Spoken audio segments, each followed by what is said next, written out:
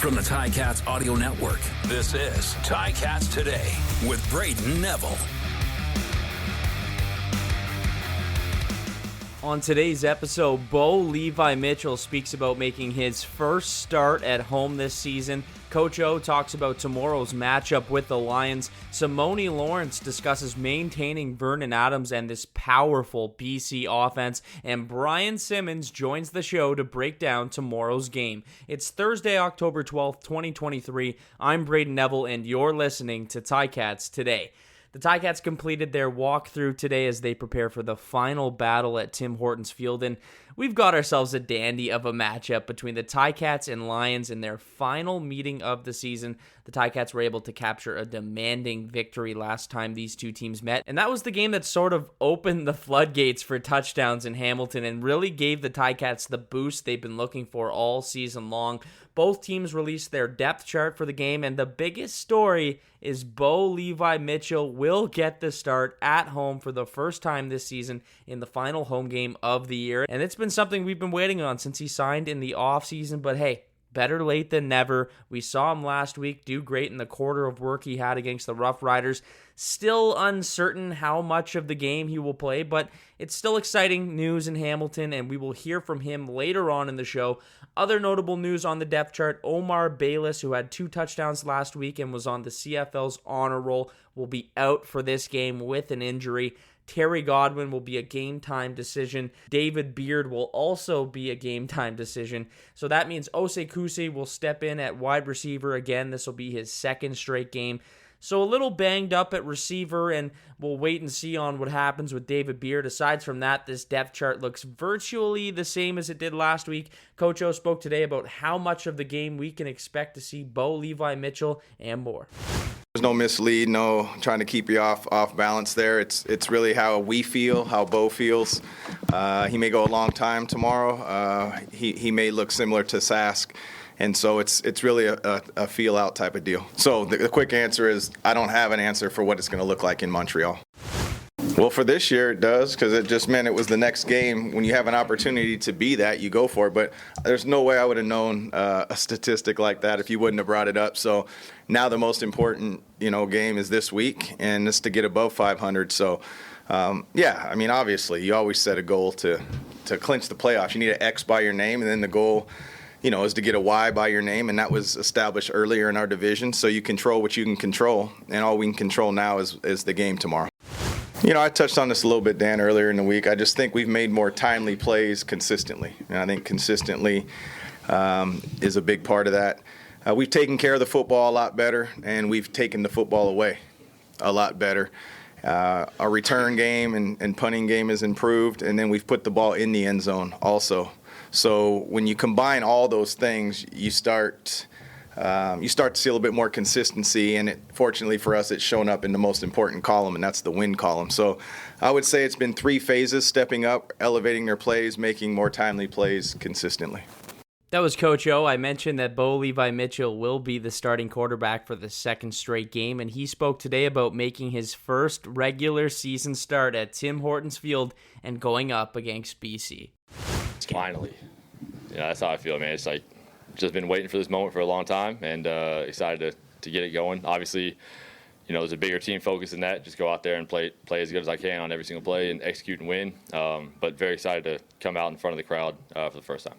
There's been a lot of talk about how good this O-line has played, but how good have they been over the last couple of games? Yeah, I think it's steady improvement throughout the entire year. And that's not to say they were ever bad at any point. I just think that, to me, what I love about these guys is they never falter, in the face of adversity. Like if there's a 2-sack game or something, if somebody feels like they didn't play great, if, they move right tackle to left tackle and they move somebody else to right tackle, or, whatever the case may be, these guys all stay late, watch film together. They're a cohesive group that hangs out together. Like right now, we're going to go all eat wings together, and they do the same thing. They do treatment together, the tubs together. It's fun. It's like, as a quarterback, is what you want your O-line to act and be like, and it's fun to see. What has this process been like for you, easing back into the lineup here as the playoffs approach? Yeah, I'm pretty blessed to have guys above me and Scott Mitchell, Ed, Spence, Scott, Milanovic, all these guys that come together to create a plan. to make it work rather than just saying, hey, we're just going to throw you back in there and if something happens. But it's awesome to have a plan. If the plan stays the same, it's not up to me. It's just you go out, execute, play, and just, when O says, hey, you're out, you're out. He says, hey, you're staying the whole game, stay in the whole game. So, like I said last week, I know it sounds cliche. I'll prepare to play, 5 quarters essentially, just in case overtime happens. But regardless, just be ready to go. And then if, Matt comes in, whoever comes in, just be ready to, cheer that guy on and help those guys execute on the sideline as well. Very well coached. Obviously, Ryan Phillips, went to Eastern Washington, so one of the best schools out there, outside of the SEC. I would say it's, he actually, I got to play against him a lot. He came as a guest coach at Calgary when I was there. It was awesome to kind of get to converse and talk with him about things. Now, knowing that he's a DC, I wish I wouldn't have told him as much as I did in that training camp. But I don't think he needed my help. He's a smart guy that likes to let his players, be free. He trusts his guys to run man coverage, where a lot of teams aren't as prone to do that anymore. And they're all very, very good man cover defenders. So when they're in man, you gotta see the route, execute, see the guys you want to attack, and then you still have to. Even with all that said, you got to hold up against a very good D line, like a linebacking core that is active and moves around a lot. They move those guys at different positions a lot. Betts is obviously having an amazing year, and he's been a great player for a while now. But they've got a lot of guys in those D line that can rush the passer. So a very sound group on the back end. We executed against them last time. I got to watch Taylor and the guys, go out there and let JB kind of go free. And I think our thing is. Anymore at this point, it's not about as much what these guys are doing against us, but we've got to go out and execute our offense. And whether it's a run, whether it's a play, a pass, play action, just go out, execute, and move on to the next play, good or bad. I'm not the coordinator. I would say without giving anything away, a running back has to run the ball in between the tackles, outside the tackles, and we're blessed to have a guy that can do both those things. So it just, our guys can move guys up front. When you have a back as good as 9, and I think, consistency-wise, he's probably been the best player on our team the entire year. Offensively, he's a guy that shows up to work every day, doesn't miss practice, doesn't miss games, and, he runs with the shoulder pads forward, and when he does, it's scary. I think in any good D-end, it's kind of going crazy or just, is awesome at rushing the passer. I think you're always going to do different things to try to, chip him, get another guy in front of his face. But again, Ryan Phillips is the guy he's going to say, all right, I'll move Betts over here, so you can't chip him. And it's always a chess game, like that. They're going to come out with their plan, we're going to come out with ours, and whether or not Betts, makes an impact or not, has sacks or doesn't, as long as we win the game, I don't care what happens. Our running backs do a good job of understanding who they have in protection, and when they don't, helping the tackles out. Chipping the guy back onto their plate, we kind of call it. Just, if a piece of food is falling off the plate, it's just nudging it back on there. You're not going there to smack him or kill him, but, just helping the guy out and then getting out to your check down. That was Bo Levi Mitchell. Simoni Lawrence will look to close out his season with a bang, and it's been a very good year for Sim. The linebacker has 77 tackles on the campaign. That's his best total since 2019. 5 sacks, which is his best since 2017.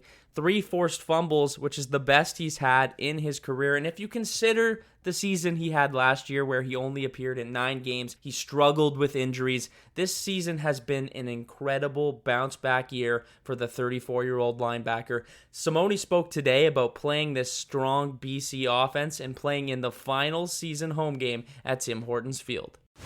It's a huge game. Anytime we get an opportunity to play in front of the best fans in the league, you got to put on a show. And we're just excited to play a very good BC team at home to show our fans how we've been working. Yeah, going up against Vernon Adams and that receiving core, that offense in general that's been so successful this season, what do you need to do to contain Vernon and to limit their success? We've been pretty successful against Vernon Adams and the BC. They have a great team over there, and the thing we have to do really is just our jobs. We know where they're going to be. We just got to make our plays. Do you look at that game at all, that last game you guys played against them, being that you played so well, but do you look at that at all in terms of how you prepare for this game? Yeah, you watch the game just to see where they're going to attack, to see where, self-scout yourself and see what you need to work better on. But at the end of the day, I'm sure they're way better, and we're way better than we were when we played them. What I remember about that game is, we just made a decision. It's one of those things. Like Coach O always says it all the time. Like once we make up our mind and say nobody's doing anything, nobody can do anything. But it starts with the belief, like we got like tools here that are time tested. I've been here for 10 years, and you follow them and you pay attention to them, then you're successful. That's just the way it is. So. But to answer your question, you look at that game, everybody's going to be better. You look at the good things, you look at the bad things, and you just want more good things. Yeah, like I said earlier in the season, anytime you flip a new team, you're not going to come out right away. I think the coaches did an amazing job, having all new players pretty much and making everybody one and giving ourselves an opportunity to compete for the Grey Cup at the end of the season. So much credit to the coaches for doing that. All right, joining me now is Brian Simmons. Brian, another big game tomorrow for the Ticats at home for their final game of the season against the BC Lions. Bo Levi Mitchell has been announced as the starting quarterback. How excited are you to see Bo at home at Tim Hortons Field playing in his first regular season game in front of the home fans? I'm very excited to see it. I thought he looked very good last week, even though it was a short, sample. But looked very good. I personally think he could have stayed in the game, but I also think they had a wonderful game plan because you never know what can happen going forward, and it's always good to have the next man ready. Yeah, and I think that was their plan all along, just to play him for that one quarter. Even Bo said at one point he kind of looked at them and they mentioned, no, this is the plan, let's stick to it. And he said he's more than happy to follow that. How important is it for him to have another good game here and continue to build that confidence as we head into this playoff push or into the playoffs? It's very important because right now I just can feel the momentum building up for Hamilton. If they're not playing Toronto, they're usually, doing well, and they've been streaking lately. And, why not have a future Hall of Fame quarterback who's proven that he can be successful in this league, lead your team into the playoffs? So, yeah, it's very important to get a guy of that caliber back on the team.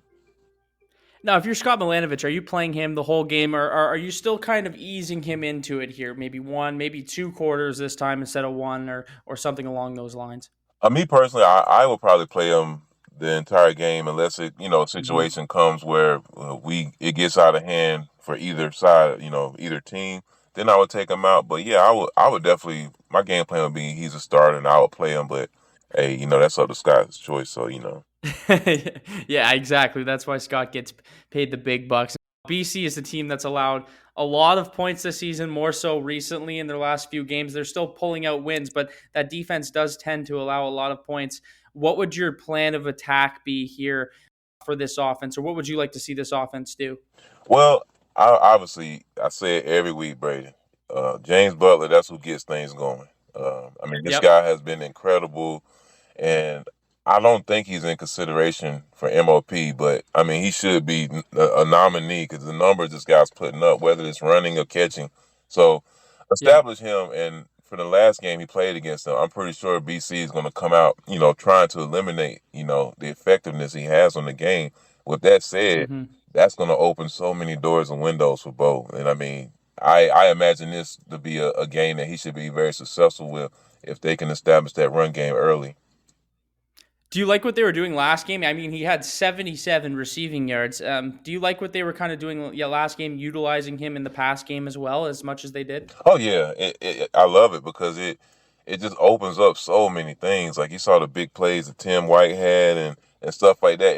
It really, because they're keying on him. They're watching him. Okay, Butler's over here. Where is he? Where is he there? So it just makes the guy second guess, and they can't really just beat on you on the defensive side of the ball. The O-line is a big part to do with why James Butler's been so successful, why Schultz and Bo had so much success last game. And the O-line very well, Brian, but why do you think this O-line has been so tough to break through this season, and how key has that been for this Ticats offense to open up that pass game and create some space on that running game?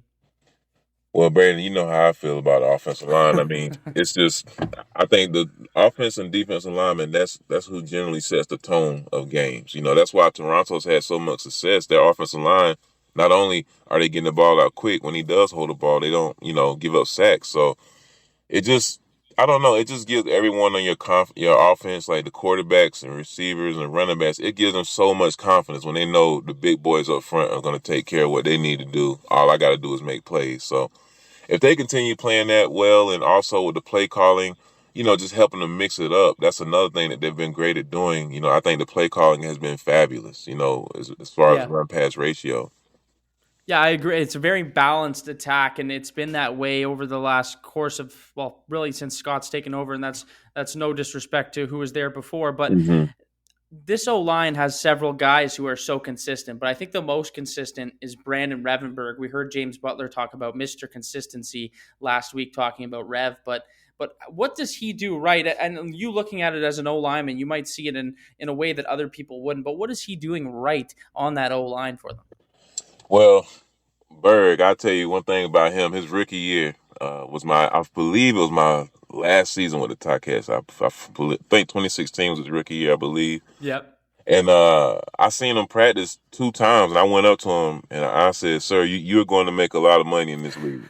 I told him that because he just he's not the biggest guy, but he just Yeah. has textbook technique combined with superhuman strength. Like, this guy is strong as an ox, man. So He's a beast, yeah. when you combine those two, that's a great offensive lineman. And I definitely think he is the most consistent one. He's the guy that everyone in that offensive line should try to model their game after, because he's so technical sound, and I'm glad that people are realizing and recognizing that. He's also has this ability to stay healthy. I don't know how many games he's missed, if he's even missed one, but it seems like he's able to stay healthy, be in this lineup all the time. He's kind of a catalyst for that O-line. I want to move to the receiving core. Tim White, he's sitting at second in receiving yards right now this season. He's first in 100-yard games. Potentially, he has the chance to finish first in receiving yards. How would you utilize him against the Lions, and is he target number one once again, as always? Yeah, he's target number one once again, as always. But when you have Bo back there, he's going to do what a smart veteran quarterback does, and then he's going to take what the defense gives him. If Tim is getting open, making plays, he will get the ball. If Tim is being a decoy, opening up the plays for other receivers, that's who will get the ball. So I can't sit here and say I know that's something that's going to happen, and he'll continue with the 100-yard gains throughout the remainder of the season. But I just know with Bo back there, he's going to take what the defense gives him, especially depending on what the situation of the game is. Because to me, that's what makes a good quarterback so good. They realize, okay, this is going to be a low-scoring game, so I might not need to take as many chances. Or this is a high-scoring game, so let me fire that thing. So I think, he'll have his opportunity to make plays, and we'll see what happens. Well, I was talking to Coach Sal. I've talked to Coach Sal several times about this. He mentions to me about Tyreek McAllister, and we all know what he can do on that kick return and on that punt return. But is he a guy you'd like to see maybe given the ball a little bit more on this offense and utilized in different ways, if you know what I mean, to especially to utilize that speed and that explosiveness that he has? Oh, yeah. Like, if I were the offensive coordinator, he definitely would touch the ball on offense at least 5 times a game. Yeah. He's the kind of guy, give him his touches, and who knows, getting those extra touches might even make him warmer and extra elusive, for the special teams touches that he get, because it's like you're constantly involved, So I definitely would get the ball in his hands more if it were up to me. I'm going to switch to the defense now. Going up against a quarterback like Vernon Adams is no small task. He's having another he's having an MOP caliber season. But how do you contain this guy, and how do you disrupt him on that defense? Well, I thought they did a great time the last time they played him. They forced some turnovers, Yep. Vernon is the type of guy, he's gonna take chances. And I feel like, I don't believe he didn't have an interception against Winnipeg last game, but he's the type of quarterback, he's out there slinging it. So it's like, whenever he gives you a chance, you gotta make the most of it. Defensive line, they gotta contain him. Your D tackles, they need to get pressure, trying to collapse the pocket, while your defensive ends got to contain him. So it's going to take a joint effort. It's not like you can put somebody on him and spy him and say, okay, go to work. No, it's going to take, a joint effort from the entire defense to help contain him. One guy he's going to have on that receiving core that the Ticats didn't see in the first time these two teams played is Rhymes. He's back in the lineup now as he was. I believe he was hurt. I forget what his injury was when they last played, but they also have Hatcher. They have Whitehead. They have a pretty stacked receiving core. How do you limit what those guys can do? I know it's next to impossible, but how do you limit those guys and them all having big yardage games? Well, lately against, let's see, Calgary and Regina, we can both say those are very two teams that love to throw the ball. Yep. I think it's a great recipe and preparation for the defense going into this game because this is a team that likes to throw the ball as well. So I think they'll be ready. I think they'll continue the momentum that they've been showing in the secondary. And, when they make catches, hey, let's get them on the ground. Let's not have a lot of run after catch yards. Let's limit those and they just got to be on their P's and Q's because, in my opinion, defensive back from a physical standpoint and athleticism, that is the hardest position to play in this league. I mean, Yes. You got guys running at you with a waggle and stuff. And you have to keep. Yeah, it's almost impossible to do. So, but I think they've been playing well. One guy I want to highlight on that on the DB core for the Ticats, Katzentonist. He's a guy on this secondary who's having his best season of his career. I feel he can do damage against any team, especially a team that throws as much as BC does. He's second, I believe, in the league in picks right now. Do you think he gets another one tomorrow on Vernon Adams? He could, but at the same time, Vernon might not even take a chance to go near him. Yep. When a guy is, and I'm not saying he's on this caliber, but it's kind of like Deion Sanders' prime time. When he was in his prime, no one would throw the ball to him. So he would have seasons where he'd make the Pro Bowl, but he only had like 1 or 2 interceptions because no one would come his way. So, I think, Vernon will definitely take shots. I don't see him, being intimidated or scared, but the guy's been playing great, though. I enjoy watching him play, and he's having a great season. Brian, before we go, if you could, as we normally do, if I could get a few keys to victory for the Ticats heading into BC, or against BC. Defensively, they just got to contain Vernon, and when guys on the Lions, when they catch the ball, eliminate the yardage they get. Tackle, force turnovers. Short fields, get off the field. And offensively, I think just have nice, long, consistent drives. Because as an offensive player, when I played Brayden, I was very okay with being exhausted and my defense being well rested. Because as an offensive player, I want to be tired, and I want those guys to be rested so they can go out there and make plays. So they can establish James Butler, protect Bo. I expect a victory with this game and just continue that momentum. Because if I was playing for the Ticats right now, in my mind, the playoffs have already started. I'm trying to let's go, let's get it going, let's keep it rolling. So I'm looking forward to it. And the special teams, we gotta no missed field goals, no returns and stuff like that. That's a part of the game people tend to forget about. It'd be nice if we could see T-Mac finally break one.